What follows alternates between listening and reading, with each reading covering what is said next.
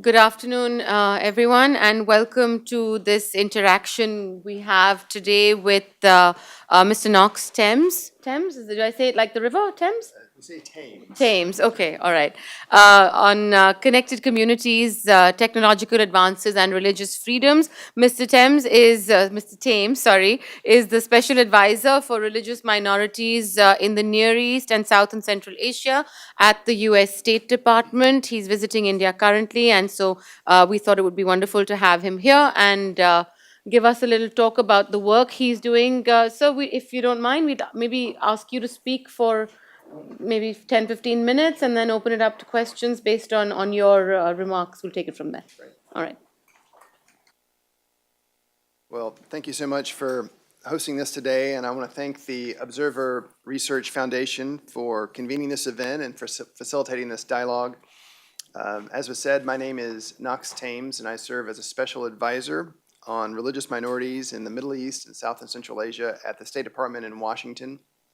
It's a special envoy role that our Congress created to have a point person who would focus on ways the United States can advocate for the rights of religious minorities, to promote interfaith understanding and religious diversity.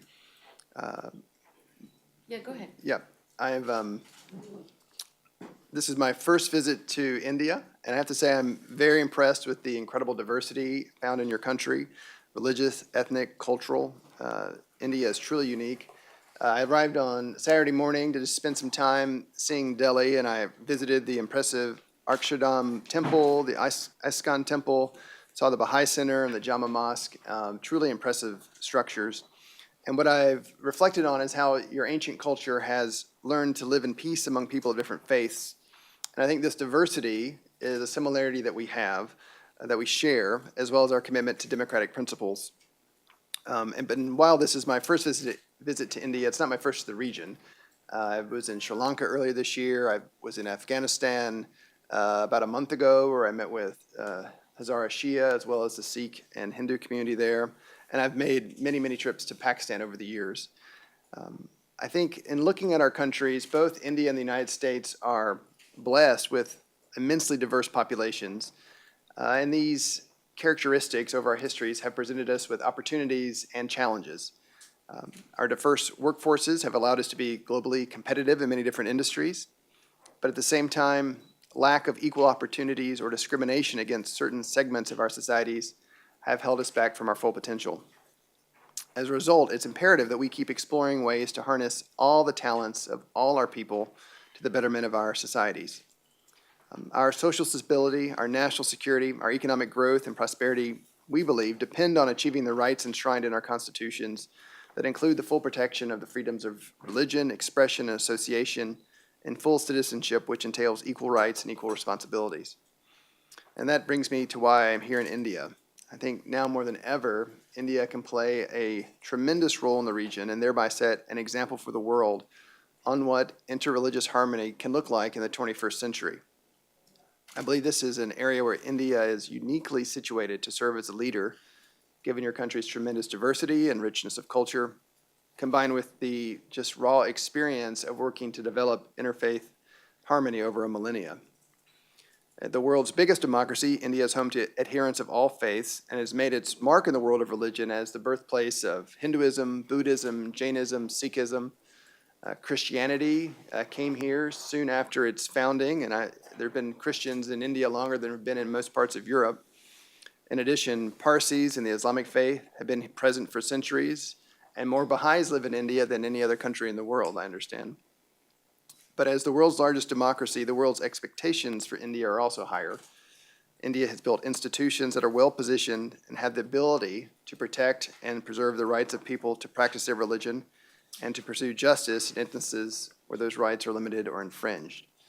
And I think that's where we have a lot to learn from each other, with many shared values from both our constitutions that begin with, quote, "we the people," to enshrining fundamental human rights of freedom of religion. We have experienced about every possible combination of governance and human rights experience in the field of democracy and religion.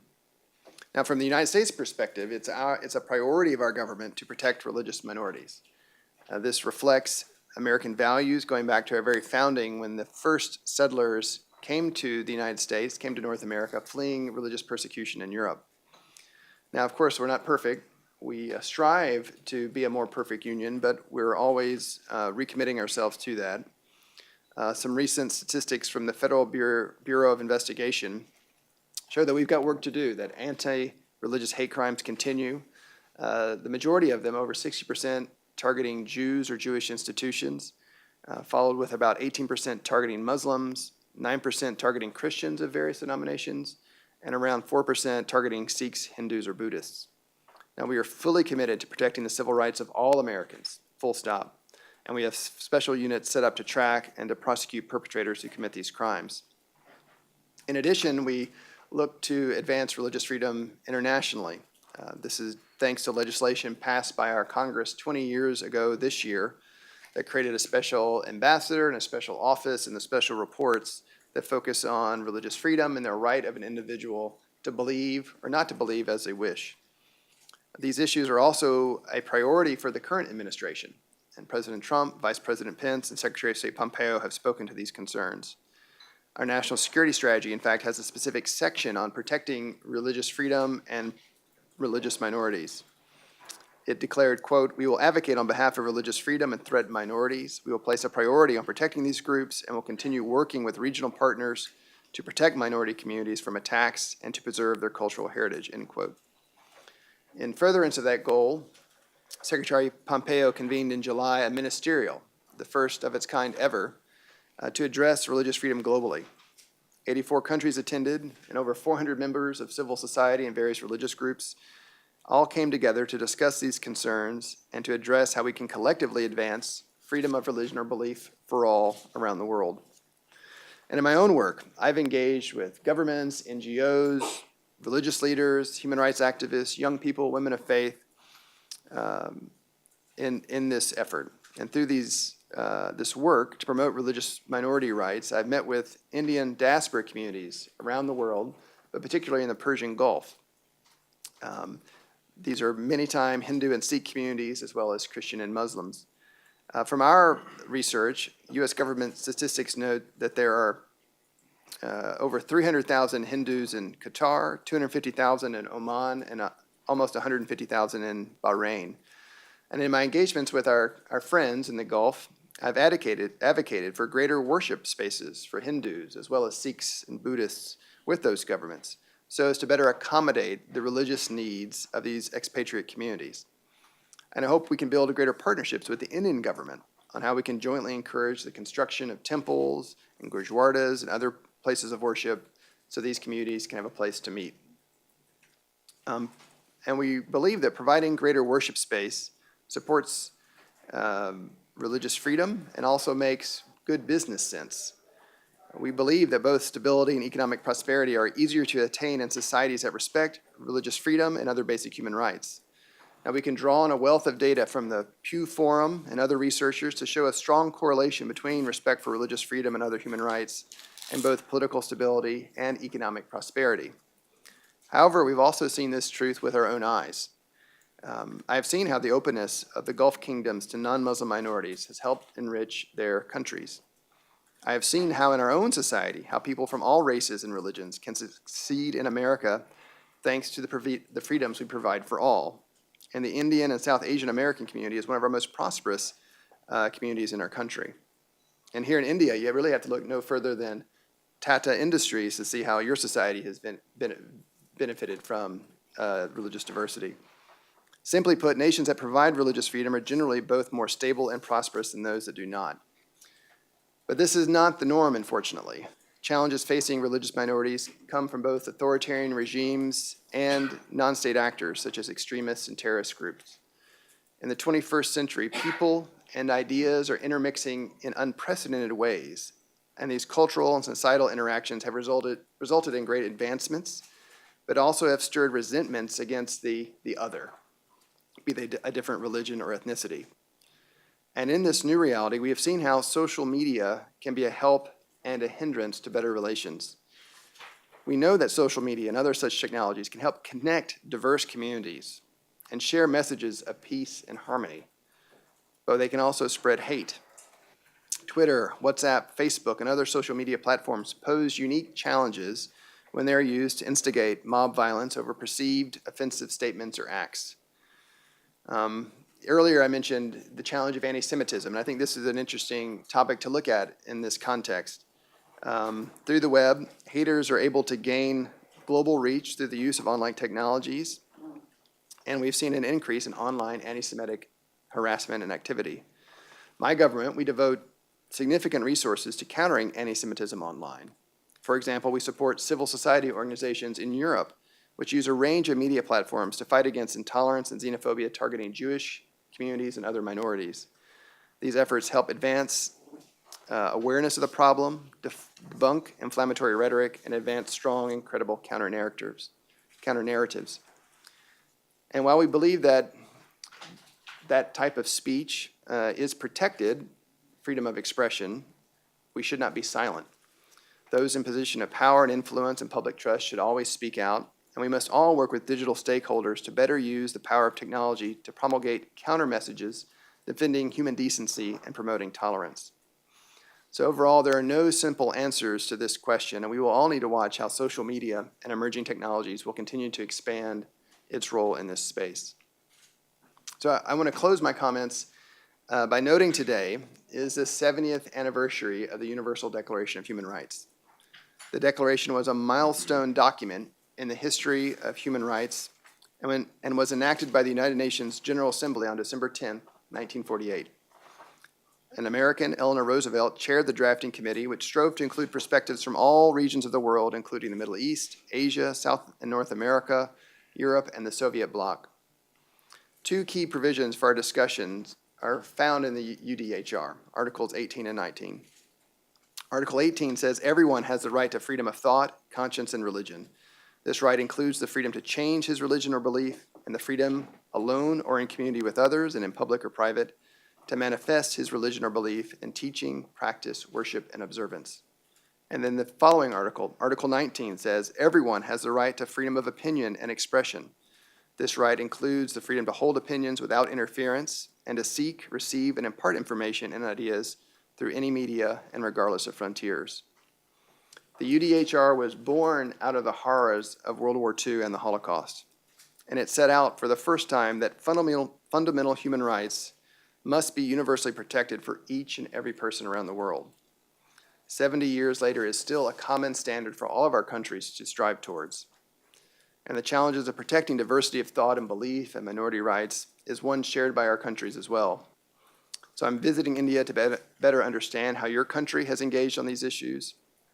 So again, I want to thank ORF for hosting. It's a great honor to be here and look forward to the dialogue on these important topics. Thank you very much. Thank you for that wonderful outline of the work that you have been doing. I think I'll just kickstart this conversation with a couple of questions that I think confront most of us around the world today, no matter where we are, which countries we inhabit. The issue of the freedom to practice religion, especially for minorities, do you feel that there is a pressure on minorities to sort of conform to what the majority feels their way of practice should be? Is that something you give some thought to? Sure. I think there are sort of multiple pressures that minorities experience. I think the first question is, what is a minority, right? Mm-hmm. That foundational question. And it can be certainly members of a different faith community from the majority, but it can also be members of the majority community who are challenging traditional orthodoxies. And so you can have a minority that it's actually a member of the majority. Both communities, I think, do face those pressures. And it's key that they have the ability to peacefully explore the contours of their ideas and their questions, to seek for truth in peaceful and non-threatening ways. Because when the power of the state is applied to limit thought, to limit belief, to channel it in certain directions, it almost always leads to human rights abuses. Mm-hmm. And in some contexts, it can force schools of thought underground to where they can be exposed to radicalization.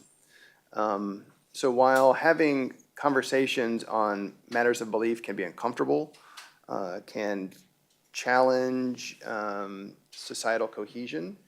That's the reality of the 21st century. As I mentioned, the world is intermixing as never before, so we can't suppress these questions. We have to find ways to have constructive dialogue and conversations. You mentioned the threat of radicalization just now as well, and that is a very real threat for many countries in the world, especially those who have national security considerations, or whether you're looking at sort of the fight against global terrorism.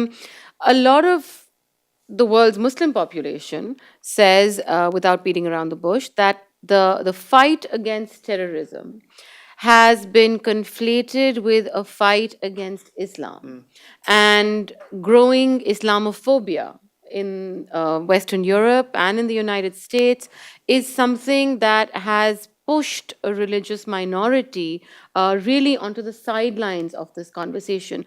What is your view on that?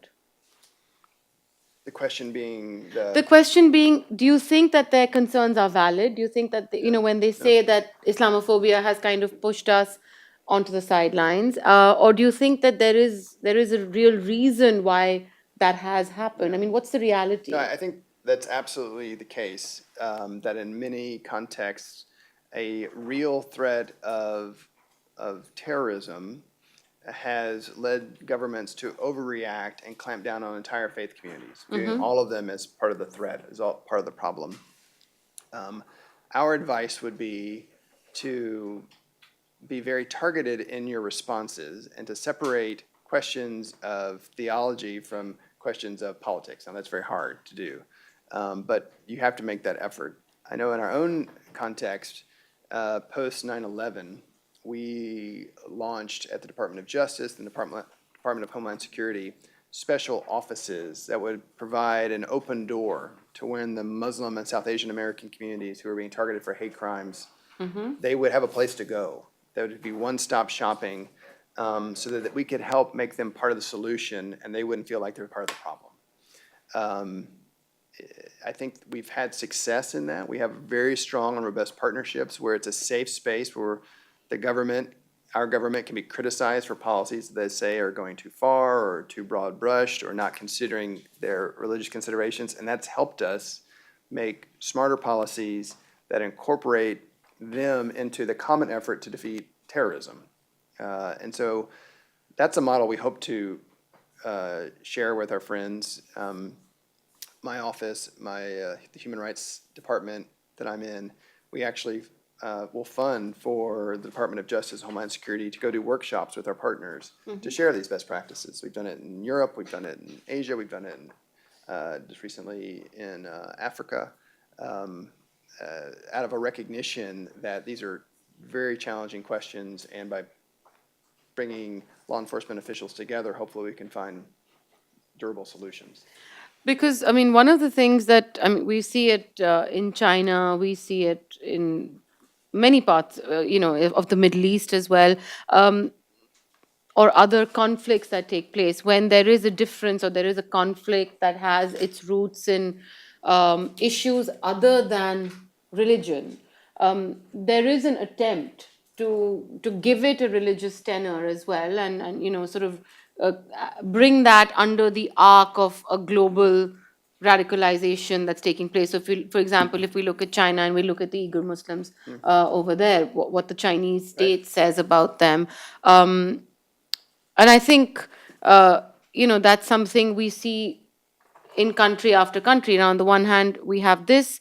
In Myanmar, we look at the treatment of the Rohingya refugees, which is again now a humanitarian crisis, which is being conflated with concerns over terrorism and ISIS and things like that. So what is your advice? I mean, best practices and funding the projects aside, what is your advice? What is your learning when you try and engage in these conversations? Is there a willingness to accept that there are layers that need to be peeled off, or is there a resistance from certain countries about what their own national security imperatives may or may not be? So I think you mentioned the Uyghurs in China, and that's a country where we're very concerned about, under the guise or excuse of countering terrorism, the Chinese government has taken extraordinary measures to repress that community. And our advice would be actually by taking such forceful actions, putting hundreds of thousands of Uyghurs in jail, not letting them send their children to Quranic schools, not letting them give them Muslim names. Like, you're going so far that you're actually going to create the problem you're trying to address. That when a community feels so repressed and has no options, they may take the actions you're trying to prevent. And that actually promoting space for dialogue, respecting their rights, respecting their belief systems, will be a more effective way to create an environment that's inoculated against violent extremism. I think another question is, what is the role of religion in all of this? And it's a debate that we have a lot at the State Department about right-sizing religion.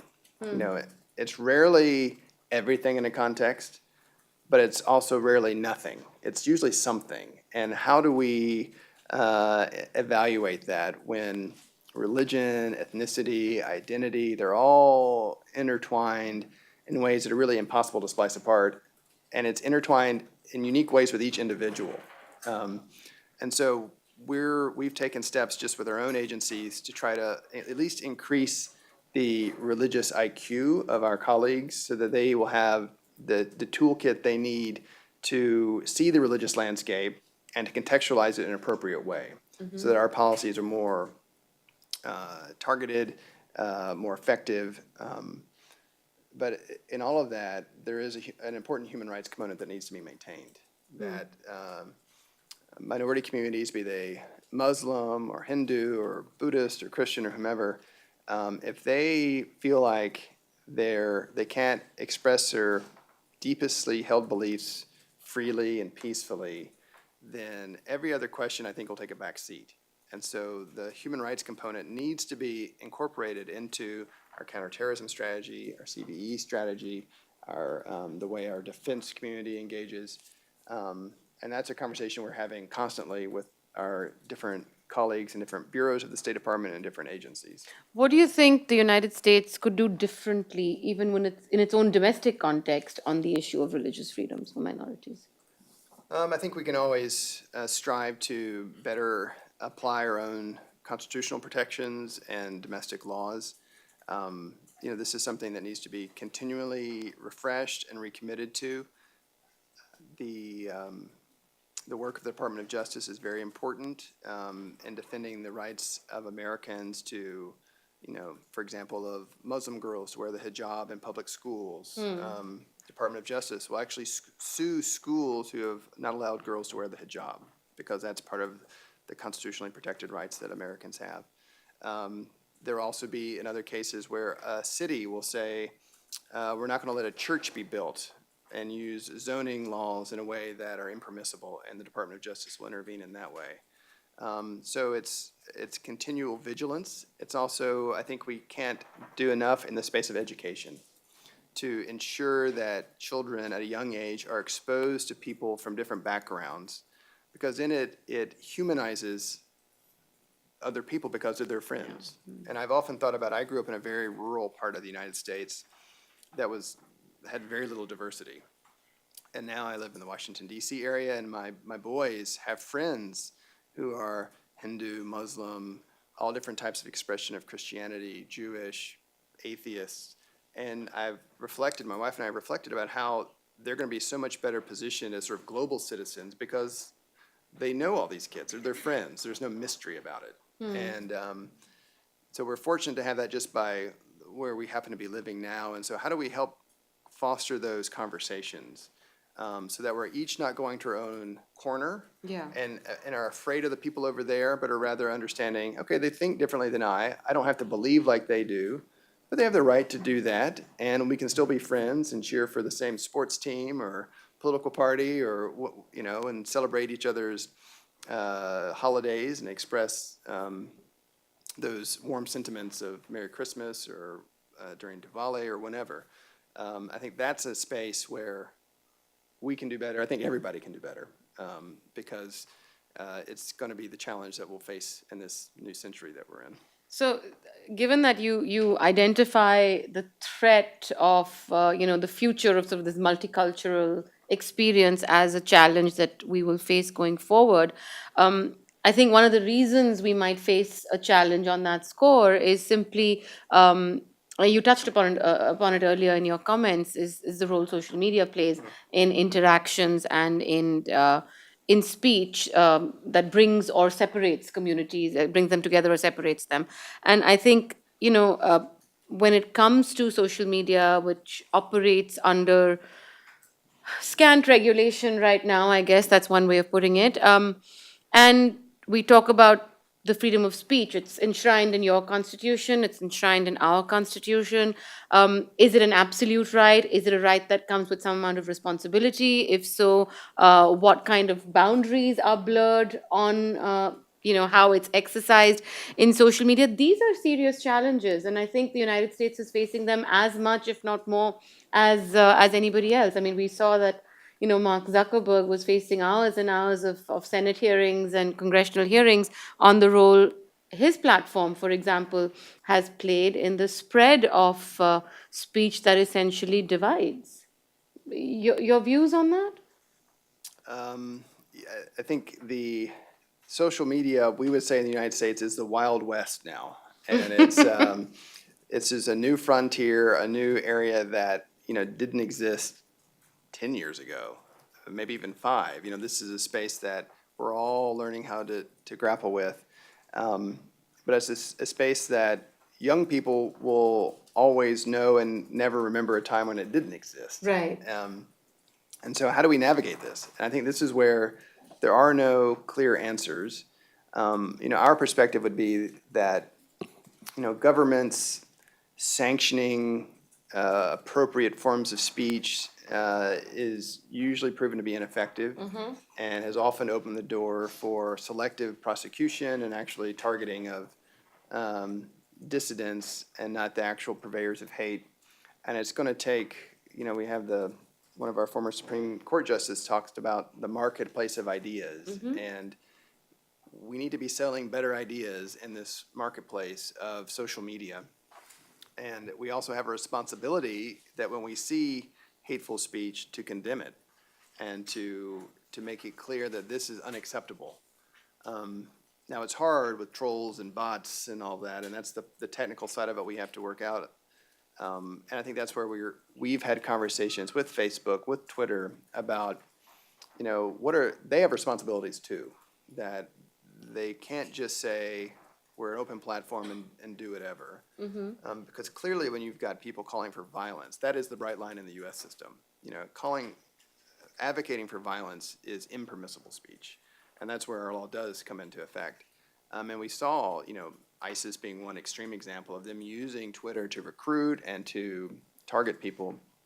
And that's where we've had opportunities to have conversations with these corporations, and we've seen improvements. But then it's just the gritty social interaction part of it that would never run afoul of US laws, but that can poison conversations. That's where, like at a societal level, we need to continue to talk about this. I have a long list of questions, but I'm going to stop mine there and open it up to the floor, because I'm sure there's many of you. I see hands up already. Seema, one here. All right. Can I just request you all to keep your questions or comments brief so we can get as many in as possible? And also just introduce yourselves so he knows who he's addressing. I know some of you in the room, but our guest doesn't. Thank you. You had, Seema, yeah, go ahead. You had a hand. I'm Seema Guha. I'm an independent journalist. I wanted to ask you, how would you rate religious freedom under the present government? And if you all are concerned, have you all raised these concerns with the government of India? The present government where? Government in India. In India. Modi's government.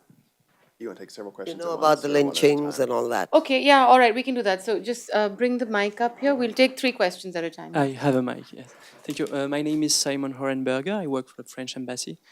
So quick comment and one question.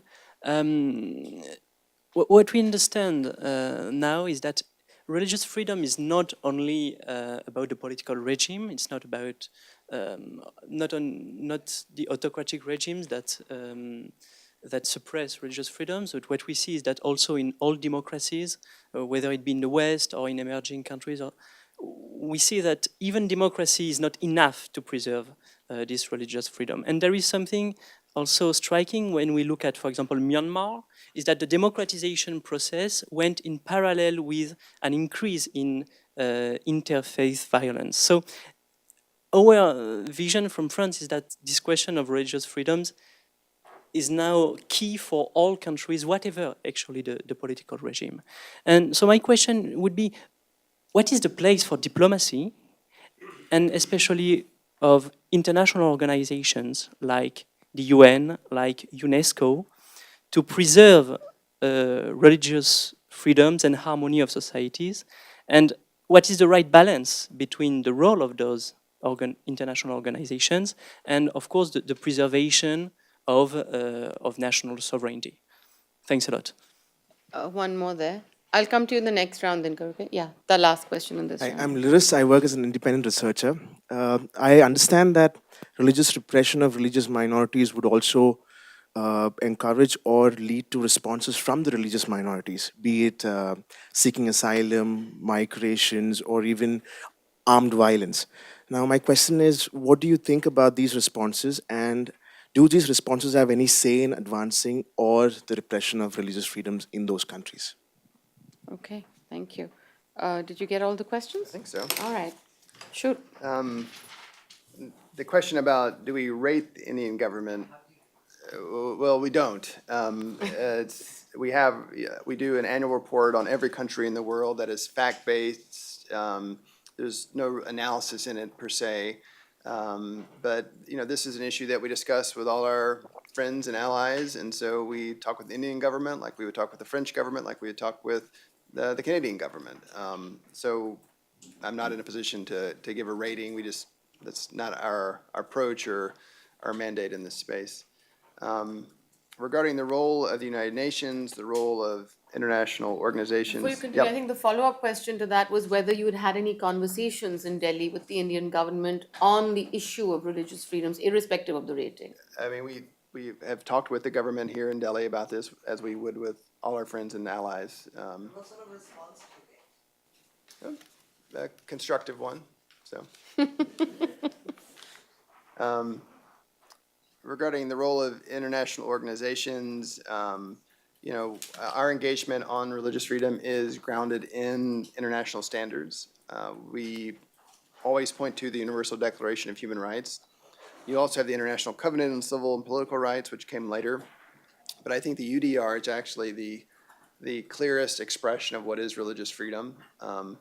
And while religious freedom has played an important role in our own society's development through the First Amendment to our Constitution, we're not trying to export that.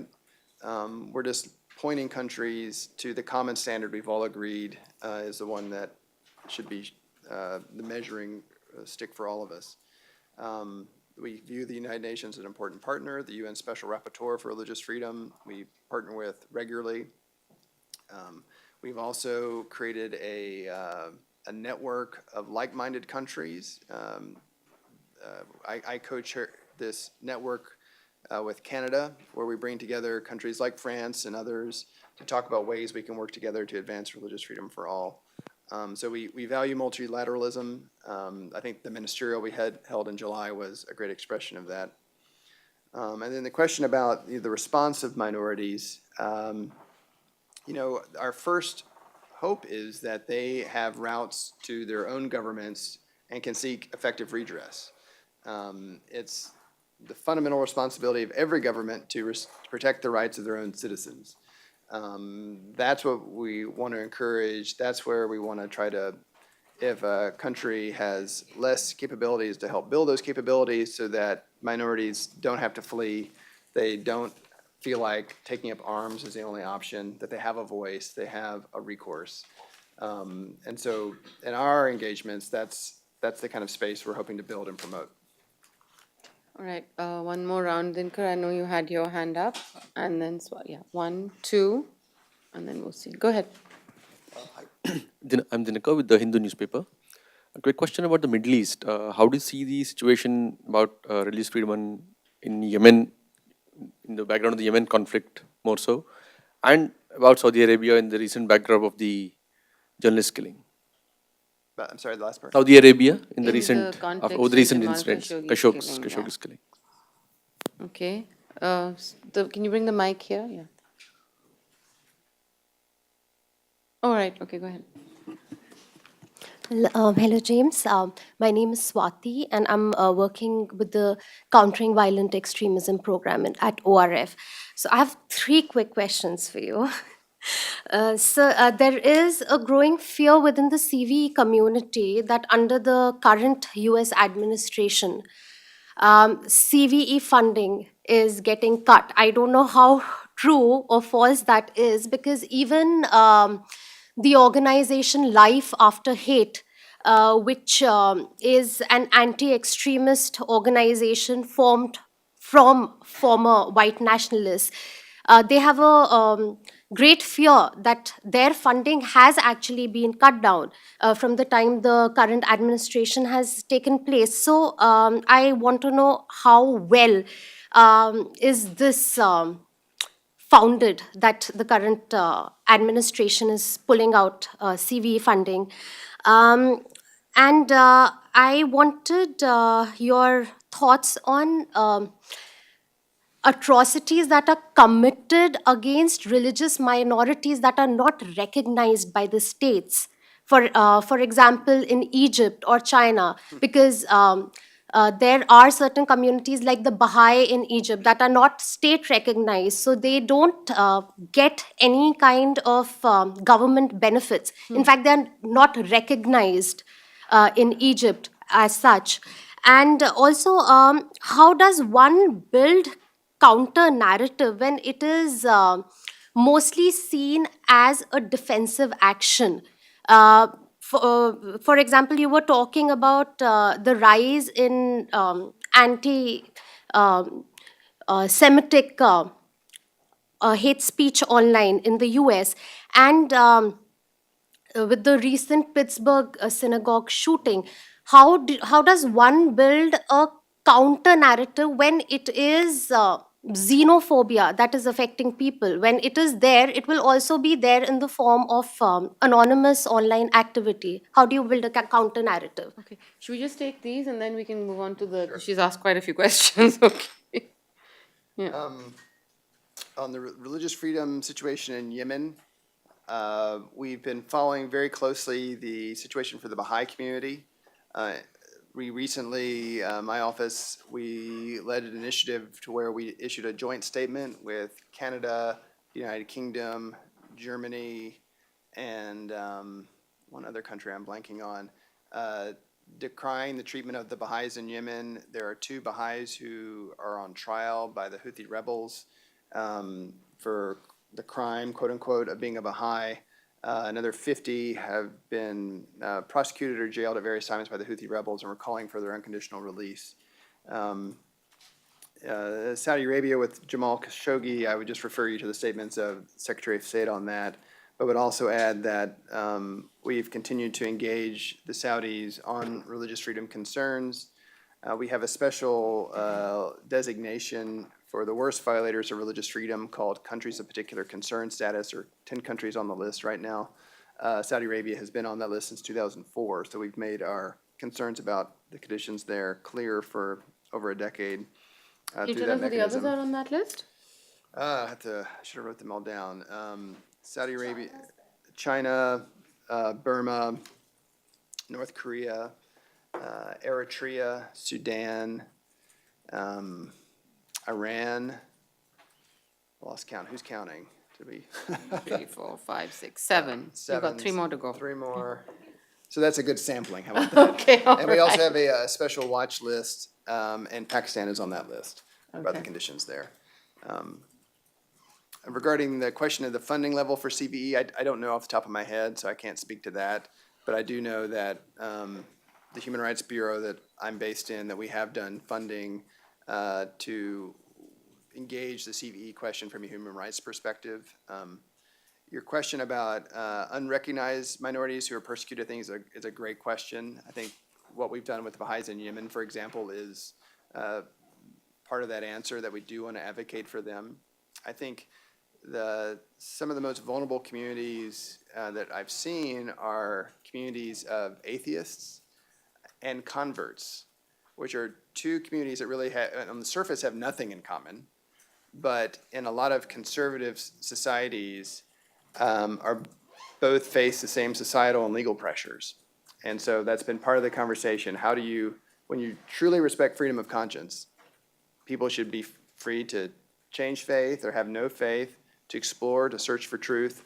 And it's important that governments protect that ability of individuals, which is a fundamental human right. I mean, it doesn't get more fundamental than what your soul is seeking. But those are also difficult conversations because we've seen in conservative societies that issues of conversion or atheism can lead to social disruption.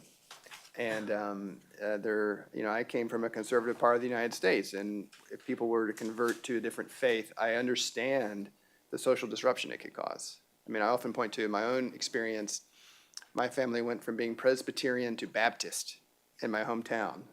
And there were people That would have caused quite a stir. that stopped talking to my parents Yeah. because we used to switch between denominations. So, I understand, I get the challenge, but it's one that we can't ignore, we can't criminalize, that we just have to work through it. And on the counter narrative, I think the best counter narrative, frankly, is accountability. That when people perpetrate acts of violence, that they don't get away with it, that they are held to account, because if people see that, oh, I can act violently against this community and there's no consequence, well, then that creates a climate of impunity that emboldens more actors to take violent acts and also creates great fear in the minority community. And so at one level, the best way to create a counter narrative is to show that these types of acts are impermissible and you'll face a severe consequence for perpetrating them. In addition to the classic counter narrative of explaining, like in the Muslim context, that the ISIS twisted interpretation of Islam is actually not the true version. Or here, like the South Asian version is syncretic and peaceful. Like this is what it means to be a Muslim in South Asia. That there is that kind of counter narrative work too that must be done within the communities themselves. Our government, your government, it's not appropriate for us to delve into theological conversations, but it is our responsibility to hold people accountable when they break the law. So that's an interesting point that you made, that accountability or consequence is a deterrent, in a sense. And that works in the real world, but it doesn't work in the virtual world, because what is the deterrent in the virtual world? I think there's been some interesting work done when people who have been spewing violent, nasty things online have been uncovered. And it's not easy to do, but when they've been unmasked, and then people have like tweeted, do you realize that this is what Bob, who works in the cube next to you, is saying when he goes home every night? And then suddenly the societal pressure comes down on Bob or Jane or whomever, and that creates a deterrent. That when you go behind your Twitter avatar, you can become a different person. Well, if that unmasking can happen, that does create that accountability and consequence in a social setting, which is That important. unmasking is not easy, though. It's not easy. It's not easy. And that's, I on think, social where we media. have to figure this out. Yeah, right. Okay, Karthik, one question on this side and one on that side. Yeah, go ahead. Hello, I'm Karthik. I'm an associate fellow here at the ORF. What about violence committed by one minority against another minority? Now, you look at a country like France, for instance. You have minority Muslims, but you also have minority Jews. Large spate of attacks against Jewish places of worship and their burial sites and their businesses have been the target of Muslim attacks, actually, in France. And that has been a major concern in a state like France. Even within the US, you have religious minorities attacking sexual minorities, for instance. So that's also a challenge. So how do you tackle all that? That's all. Okay, that's one. And there was a question on this side, right? I want to bring you back to India. I'm Parul Chandra. I work with Strategic News International. I want to know, does it worry your department when Muslim youth in India are imprisoned on false charges of being involved in terror attacks, and then they're behind bars for years and later acquitted? Does it concern you when Muslim youth or members of the minority community are lynched for storing beef in their house? Allegedly, So are these issues of religious persecution? Are these matters taken up by your department with the Indian government? Okay. One more? You had a follow-up, Dinkar? All right, go ahead quickly. Just in a related incident about John who was killed on The Andaman Island. Sentinelese, yeah. Yeah, the American citizen. An evangelist. So essentially, he was there for conversions. He was a So missionary. how He do was you killed see in the incident? Andamans. An American missionary. Recently? Or? Recently Oh, was at the killed. About in 2 the weeks back. Andamans. Yeah, 2 weeks. Yeah. So because he's an American citizen, apparently he was here for conversion. So how do you see the incident? Have you done a follow-up of it? All right, three very good questions. So, yeah, go ahead. On the minority on minority violence, what's the answer? I think it goes back to accountability. Like, it's just not permissible. I don't care who you are. If you're attacking someone, you should go to jail, period. And that's going to be the best way to solve that. If there's not accountability, then everything else is harder to solve. Regarding false charges against Muslims or people being lynched on beef, is that a concern? Absolutely. Is it something we want to see? Of course not. Is it something we've talked about with the Indian government? Yes, it is. And it's something that, we look to address in countries around the world when minorities are singled out either for violence or legal action that isn't based in actual substance. We will identify that in our reports and in our bilateral discussions. On the island, the question about the American and the island, that is an issue that we don't view as a religious freedom question. And for the official U.S. position, I would refer you to the embassy and their comments on that.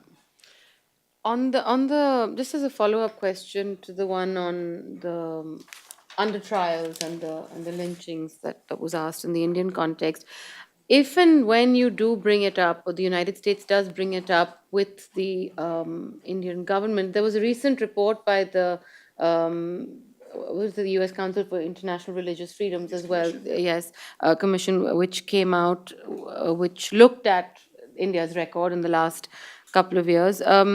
Is there resistance from your counterparts on the Indian side when you raise this, or are your conversations frank? I mean, I'm sure they're all sort of behind closed doors, but perhaps you could shed some light on the way they unfold.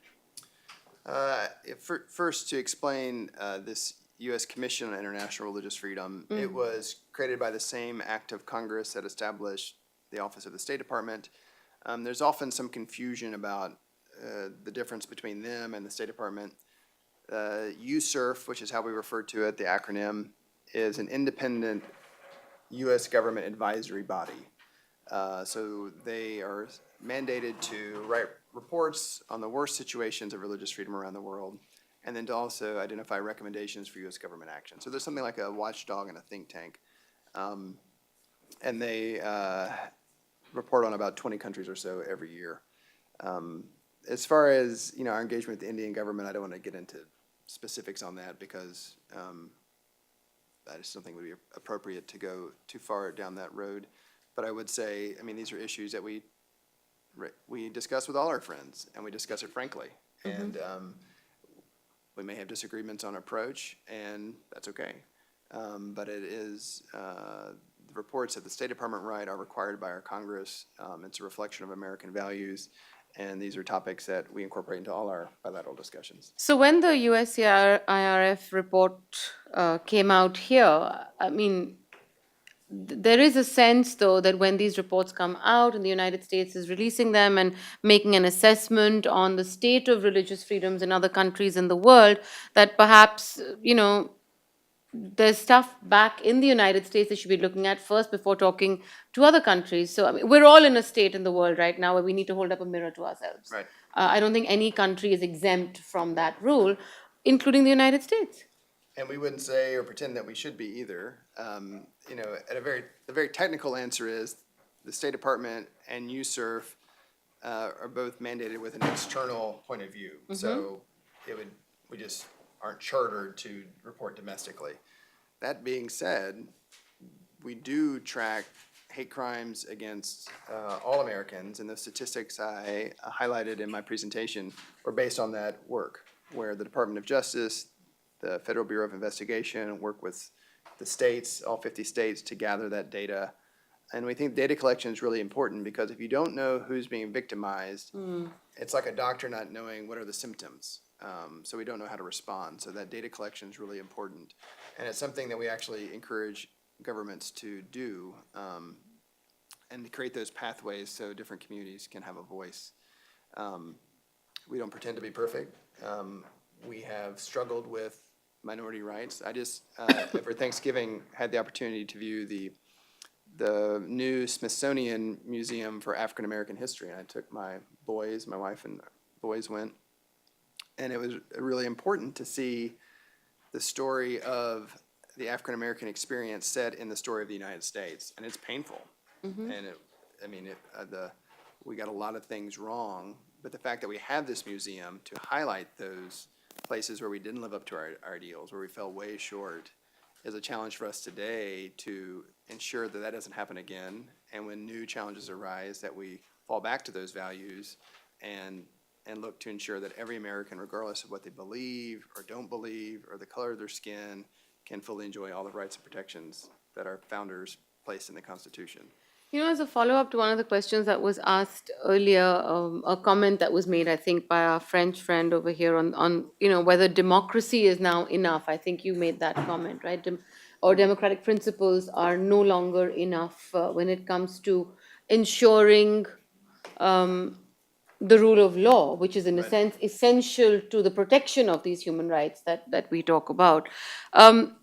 What do you think is the answer? I mean, if democracy is not enough, then what is? I'm glad you brought that up because I forgot to comment on that part of your question, that I think it's not just democracy, it's democracy and rule of law, like it's a package. Democracy without rule of law protections is really mob rule.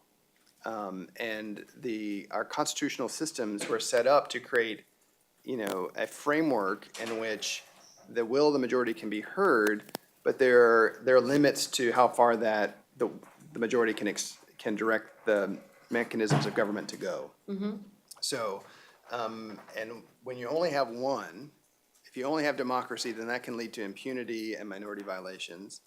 If you only have rule of law, then it's really could be authoritarianism and not democracy if the will of the people doesn't have a way. And so it's really the marriage of those two and then balancing each other and working as best as possible in harmony that's going to provide the environment to where you have freedoms but also rights. So how do you distinguish between populism and democracy and rule of law then? I think populism, that's an interesting philosophical question. I think, populism. Said these conversations were easy. Yeah, I know.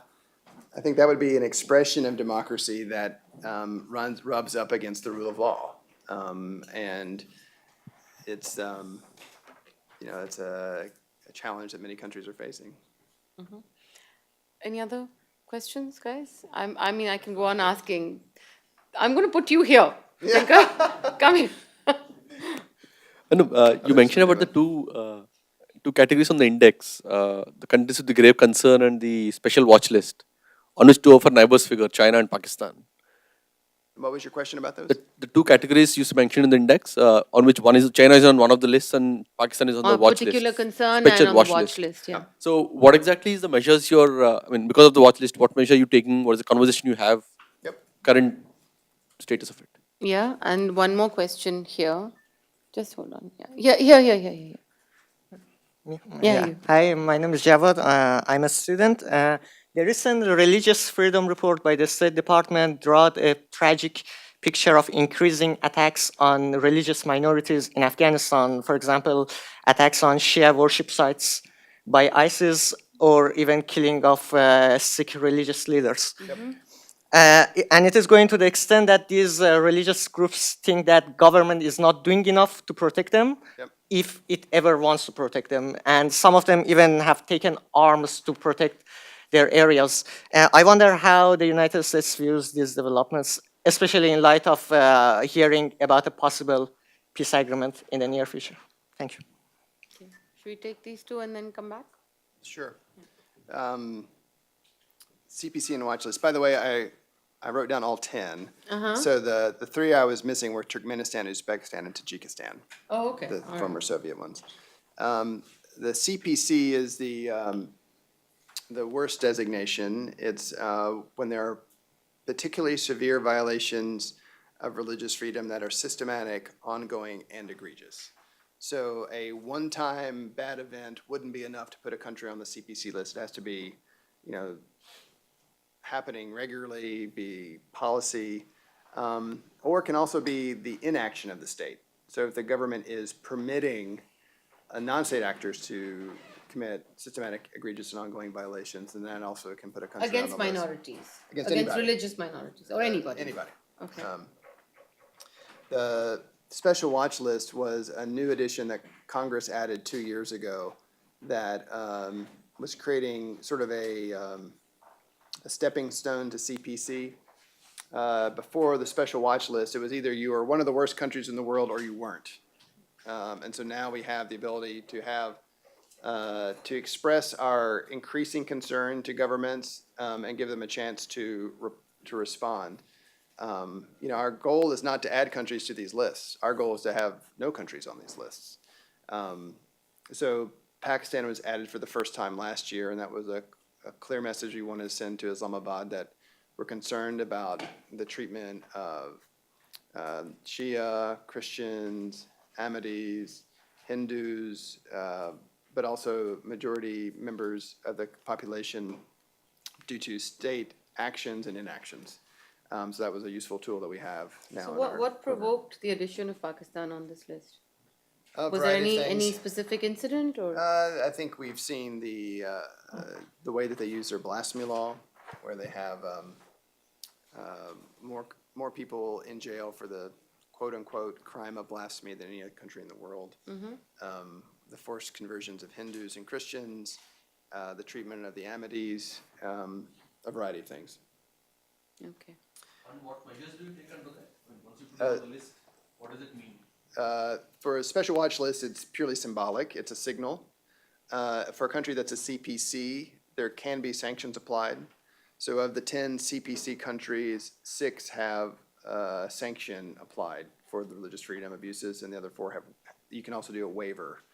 So that way it's not, we can dial. It's not just one or the other. Regarding Afghanistan, I mean, that was the purpose of my visit a month ago, was to focus primarily on the targeting of Hazara Shia by ISIS-K, ISIS Khorasan province. The research that we had conducted over the past 2 years had seen about 1,500 Shia and or Hazara killed in targeted attacks, primarily by ISIS. So I was visiting to meet with our embassy team, Afghan government, and to hear from the Hazara community themselves about their concerns.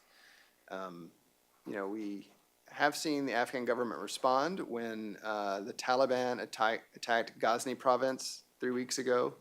The Taliban, the Afghan army did go in, did respond, did take back the territory, and the Hazara recognized that and appreciated it. The challenge of ISIS-K doing one-off suicide attacks is going to be much more difficult to stop because of just the decentralized nature of the place. And that's one that we're having conversations with Ambassador Khalilzad's office, with the Department of Defense, with the Afghan government about what steps we can take to protect the Hazara. I mean, they're a community that has a history of victimization, and now they're being victimized again. So we want to do what we can to protect them. Okay, well, one more question here, and then Swati. Yeah, go ahead. Hi, my name is Nandini. I am an intern at ORF. You spoke about punitive steps that can be taken once a crime is committed. But I wanted to ask you about proactive steps that your government has taken, maybe to promote harmony between communities, or like in colleges or schools. And In colleges, schools, or anywhere I see. between communities. Okay, yeah, go ahead. Fair is it to lay the blame at a platform? Post the Pittsburgh shootings, Gab was made a complete persona non grata. It lost its domain server, etc. How fair is it to make a platform an accomplice when it's basically systemic weakness or failure of society? I think we'll keep those as the last questions. Does anybody else have any final questions, comments? Okay, all right. Promoting harmony in schools is one where the Human Rights Department I'm in, we have given grants in communities around the world to promote interfaith understanding and harmony. We had a very interesting program in Indonesia, I know we ran, where we brought together members of different religious communities who were youth to build bridges, to demystify the other, and to create those important connections that are so part of being young, that they can have friends that are maybe not from their community, but still have things in common. I think this is a space where we all need to do more. I've talked about with colleagues back in Washington about, with a lot of hateful materials coming out of the Persian Gulf for a couple of decades now, we're behind the curve in teaching tolerance and understanding. And we all countries that value religious freedom, that value diversity, that value tolerance, interfaith understanding, we need to be working with those target countries to help lift up another model, to counter-program, to create those counter-narratives. It's tricky because no country wants their education system messed with by an outside power. I get that. So it's how do we find a constructive way to ensure that the domestic expression of faith, which is often very pluralistic and peaceful, is the one that people appreciate and understand. Regarding this platform, I actually wasn't aware of that, that action had been taken, so I can't speak specifically to it. But I think we have to, the social media providers can't take a completely hands-off approach to this, that they need to bring their values into it as well, that it shouldn't be the Wild West, that there should be some rules that are applied voluntarily, that if you're going to use our service, then you're not going to say such hateful, horrible things that inspire acts of violence. And there's a fine line there that needs to be negotiated, and every company will do it differently. But that's, I think, the challenge we need to lay before them, that they're also members of these communities too. Maybe they're not based in Pittsburgh, they're based in Silicon Valley, but their websites reach everywhere. And so they need to be responsible members of every community. And we're seeing a movement towards that, but it's a conversation that we'll have to continue. So what do you think about, forums like the Global Internet Forum for Counterterrorism, for example, GIFCT, which brings in multiple, especially the big four tech companies, Amazon, Apple, Google, and I think, Facebook, right? These four, and a host of others, 60, 70 other smaller companies, which are trying to evolve some sort of regulatory framework. The Global Internet Forum is doing that, a forum for internet governance. Where does the answer lie? Because right now you have sort of freedom of speech absolutists at one end of the spectrum, and governments on the other end, where one want no restrictions, one want as many as you can get, and a whole bunch of stakeholders in the middle who are saying, hang on, let's see what we can work around this. But in that middle, I don't know if anyone's listening really to, if either side is listening to the middle right now. And I think this is where the United States, we have an interesting a role to play in this conversation, because as a matter of governance, we are an outlier for so many countries around the world. That our free speech protections go well beyond what you would find in Europe or even in Canada, next Right. door. At the same time, Americans have been victimized by the abuse of these platforms. Yeah. So there's no, I don't, if I had the Citing the answer. First Amendment, I might add as well. I know, and that's Yeah. where we have to, so we have a foot in each world. And again, I think it goes back to overcoming bad speech with good speech, encouraging companies to be socially responsible players in every community that they're operating in. And I think that's going to be the best way to get a solution that's going to solve many of the challenges. There's no silver bullets here. But this can be one bullet in the ammunition belt that helps bring about stability and preserves freedom of speech, promotes healthy conversations, not conversations where everyone agrees, and you can challenge, you can disagree, you can be offensive, but it's when offense transitions into hate and hate into violence, that's the end of the spectrum where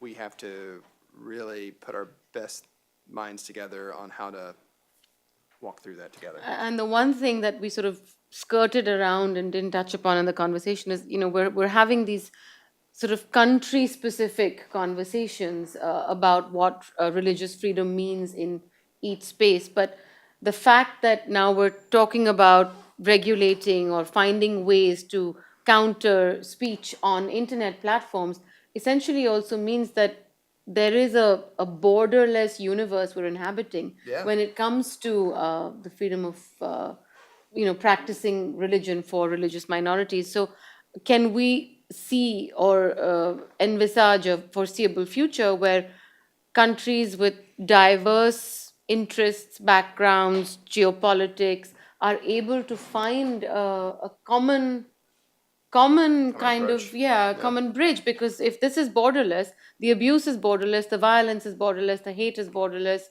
the freedom or restrictions on it, can they be borderless? Yeah. Here I think the Anti-Defamation League, which is an NGO based in the United States that started its work focusing on combating anti-Semitism, but now combats all the different types of isms.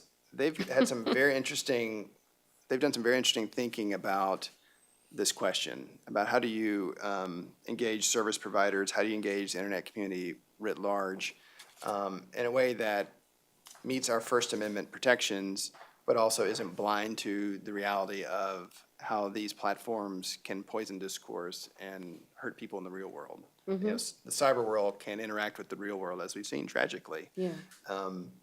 There's no quick answer to this. But I think the ADL, I would encourage you all to go to their website and look at their ideas and see what you think and its application in other environments.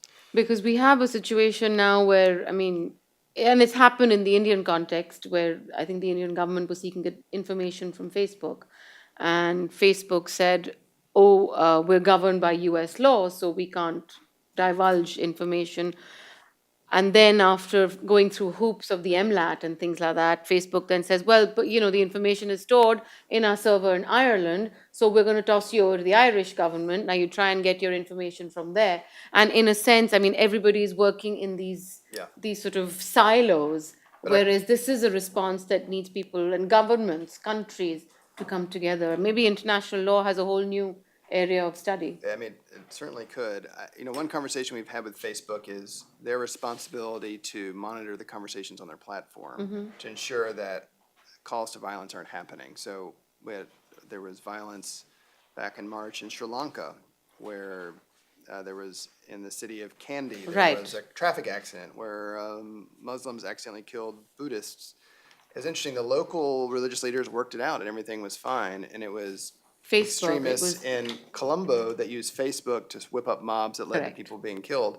And so the question of Facebook is, can you use your algorithms to monitor Sinhalese, which I can't read, But they should have the technology to do that. So when things transition from anger and offensive statements to calls for violence, it's shut down. Yeah. And those people are kicked off their system. In fact, the United Nations, I think, censured Facebook for anti-Rohingya hate speech as well in Myanmar earlier this March. Any final comments? I think we're about to wrap up. So anything you would like to conclude? We've been tough on you and you've been brave. So thank you for that. No, I appreciate the spirit of the questions that were asked, and I think these kinds of